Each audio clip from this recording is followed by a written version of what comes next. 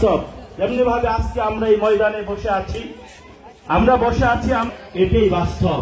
আপনি পৃথিবীর জমিনে যত ধরনের লোক আছে, কোনো মতভেদ কোনো কিছুই নাই, সেটা হলো মৃত্যু। অর্থাৎ মৃত্যু হবেই, মৃত্যু থেকে কেউ বাঁচতে পারবে না, এটাই বাস্তব।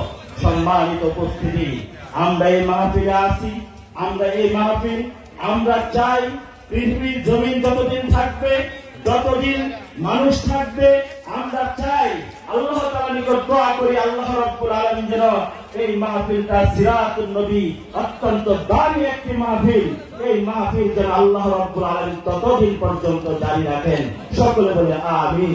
সম্মানিত উপস্থিতি, যে কথা বলছিলাম যে এই ফাতিহা কমিটির উদ্যোগে যে মাহফিল সিরাতুন নবী, নবী করিম সাল্লাল্লাহু আলাইহি ওয়াসাল্লামের সিরাত